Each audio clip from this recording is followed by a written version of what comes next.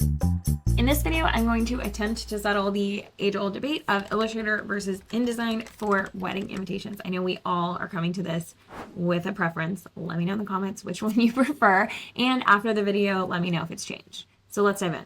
Okay, so why are we always debating Illustrator versus InDesign for wedding invitations?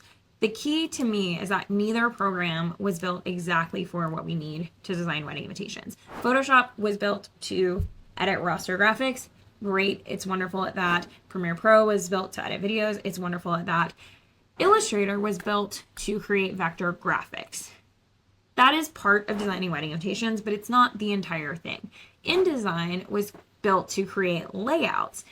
That is also part of wedding invitation design, but it's not the entire thing. So when you're designing a book, you must use InDesign. When you're creating a logo, you pretty much must use Illustrator. However, designing wedding invitations can feel like a combo of both of those things. I even Googled it, and let me show you what it says. This is Illustrator versus InDesign. Illustrator primarily used for creating and editing vector graphics, InDesign designed for layout and publishing, particularly for multi-page documents like books and magazines. So if you're focusing on creating a single graphic, Illustrator is going to be better. If you're focusing on creating a ton of page documents, then InDesign is going to be better, which is why we use it for certain things like data merging that are going to be similar but different on each individual page. Some people like to argue that InDesign is better for invitations because they are multi-page documents that need help with layout. I get it, but I would argue that since none of the pages are really the same, InDesign isn't benefiting you in a lot of the ways that it would if you were designing a magazine, book, brochure, etc. And people who love Illustrator would argue that since you need vector graphics for your wedding invitations, Illustrator is going to be the best program because it's a vector graphics program. But InDesign stands would argue that you can use vector graphics in InDesign in a lot of the same ways you can in Illustrator. So let's talk about some of the differences, some of the similarities, and let me know what you think at the end. This is one video where I don't expect to get to a real conclusion because I think both of these programs can do everything that we need them to do for designing wedding invitations. Okay, so right off the bat, the reason that I personally love Illustrator more is this artboard layout. I have a video on how you can kind of fake this in InDesign, but in my opinion, it's not as good. And I really like to play with all of the different pieces of the invitation suite together. I like to see all of it in one document, in one space. You can do it as pages in InDesign, but in my opinion, you still have to scroll through the pages and kind of click on them, and it's not as much of that overarching view. What a lot of people will do in InDesign is create one page that's kind of a mock-up to see everything, and then have linked each of the other pages that are like the full proof. So this proof is here, and then you'll have like a mock-up page that links this page on it, so then you can see everything together. You're kind of creating this overall view, but then you'll be able to edit each individual page as well. I personally like that you can kind of move everything around as you want and change the sizes really easily, align artboards together. These things are big for my process, but they're not necessarily like make or break because you can do a lot of similar stuff in InDesign. It's just not going to all be on one page like that. As far as working with graphics, you'll find them to be very, very similar, especially with roster graphics. So I placed these watercolor elements here. I can move them around. I can rotate them, reflect them, scale them, do a lot of things here, but not really edit them. That's a Photoshop task, is editing those individual graphics. In InDesign, we're going to see the same thing. It's very easy to move them around, flip them, rotate them, etc., but we're not going to be able to edit those individual pieces. They are still linked in this file in the same way that they are linked in Illustrator. Something about InDesign that can either be make or break, depending on how you feel about it, is that InDesign is very frame focused. So this graphic is inside of a specific frame. And this can be really helpful if you're designing a really long magazine or something. You can put the same frame on every page and then kind of go in and fill it in, and it will crop every photo to that frame size, etc. If you make a change to the frame, it can make it on all of them.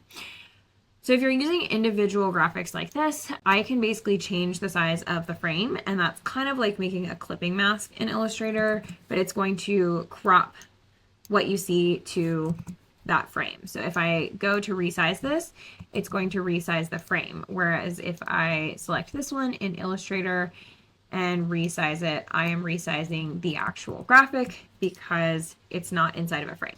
If you want to adjust the frame and what's inside it, you can press Control when you scale it, and then that will adjust the frame and the artwork that is inside it. You can change this setting in InDesign if you prefer to select what's inside the frame versus selecting the frame, but the automatic is going to be selecting the frame. And sometimes when you just click on this, for instance, if I were to add a stroke, it's adding the stroke to the frame, not to what's inside the frame. The place that affects you the most, in my opinion, is when you're editing text. So if I select this text and I go to change it to this pink color, it's actually changing the frame, not the text. And what you'll notice is if I select the text, I'm not able to just immediately change like the size of the text, the font, etc., because what I have really selected is the frame.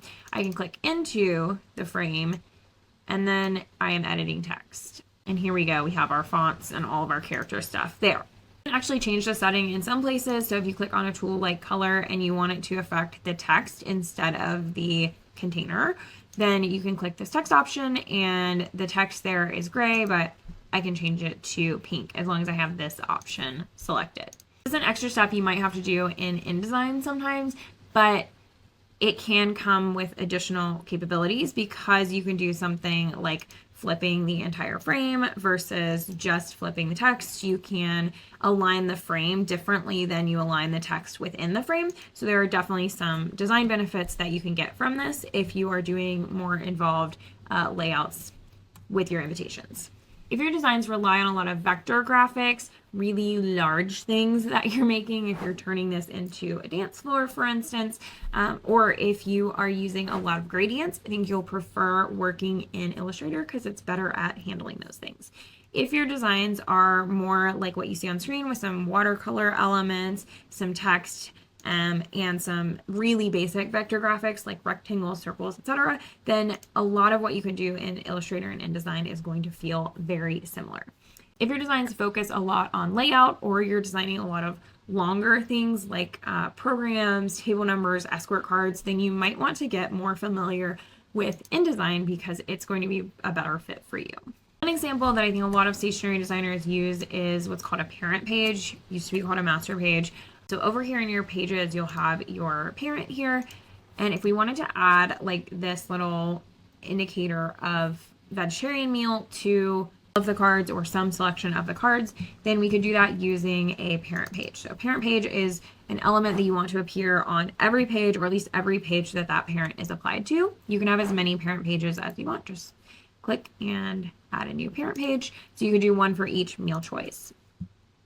So I'll just go ahead and copy and paste this little leaf on here and I'll put it where I want it. Now, since it's on a parent, if you look, it's on every single card. You want to move it just a tad. You could also do this squiggly border on a parent page as well. And that would make it easier to place this in the right spot. Okay, perfect. So say I really only wanted the vegetarian to be in the top 10, then since it's a parent, it's already on there. So I can select everything that's not the first 10 pages. And click apply parent, and we'll click none. You can do the opposite for the first 10 to add the a parent page to them.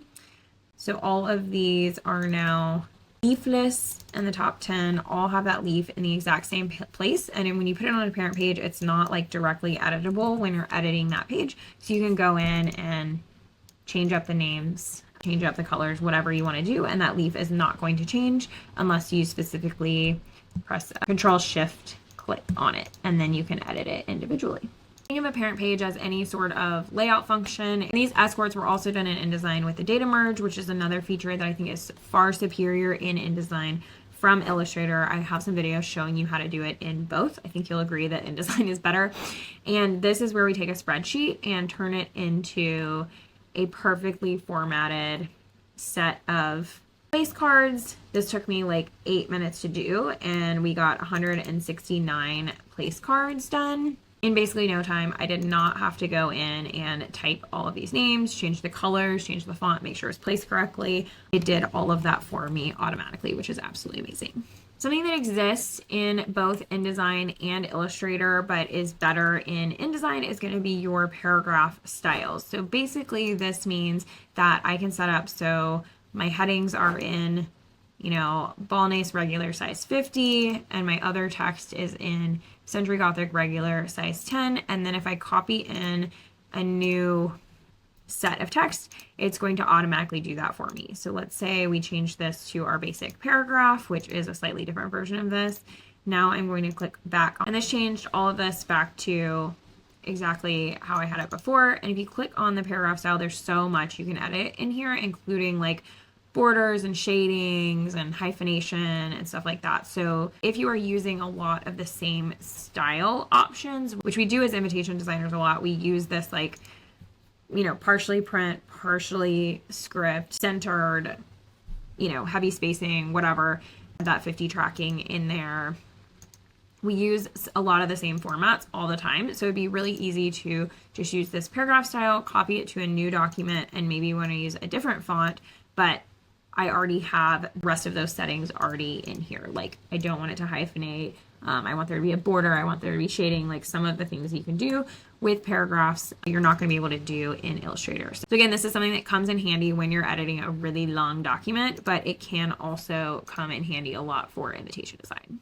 Another thing that's different between Illustrator and InDesign is how you find and change things. So what I like about Illustrator is there's a lot of different select tools. So you can select all on your active artboard. You can select like the same fill color or the same fill and stroke or the same opacity or the same font family. There's a lot of different things you can do here. So for instance, whenever I'm about to outline my text for printing, I just press Control T. It's a custom keystroke that I've set up to select all of the text, and then I can just create outlines here, and it's all good to go with one little click.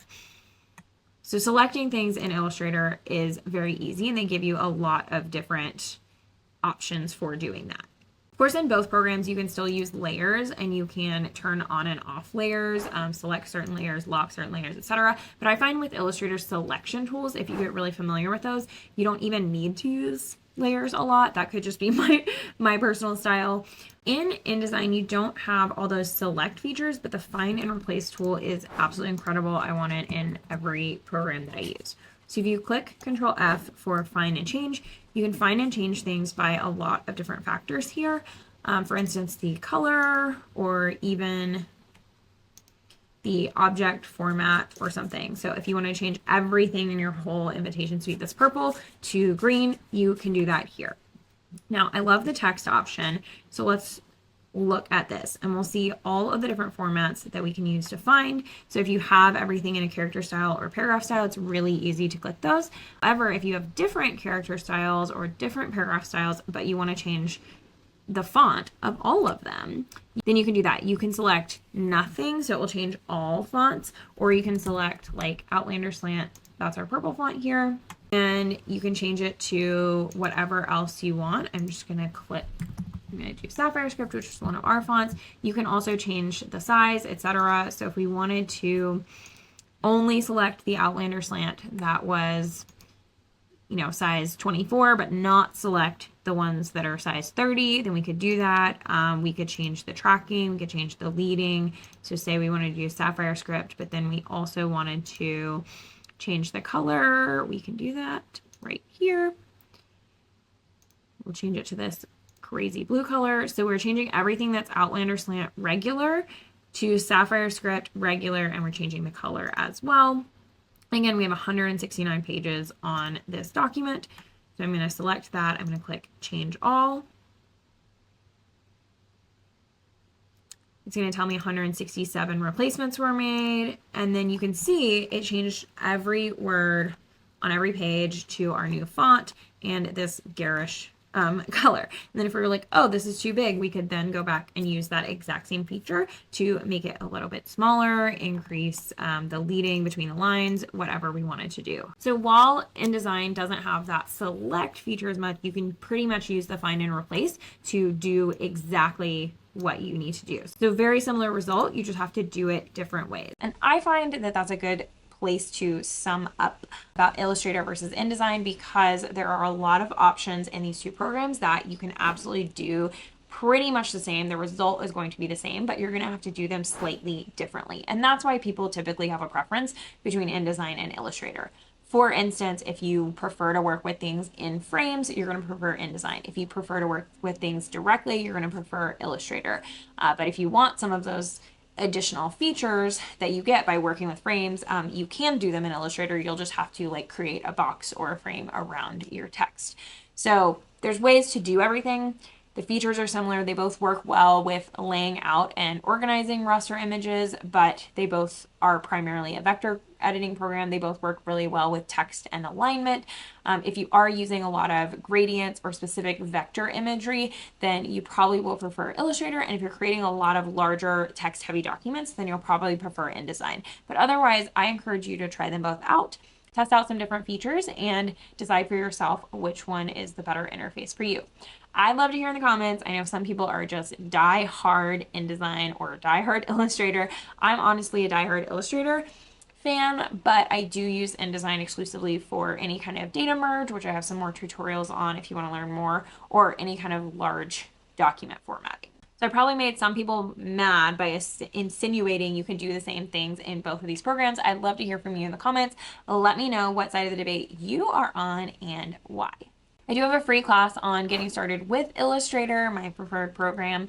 You can sign up for that in the description of this video. It will teach you how to set up your files, work with text, work with colors, and do everything you really need to do to get started with invitation design.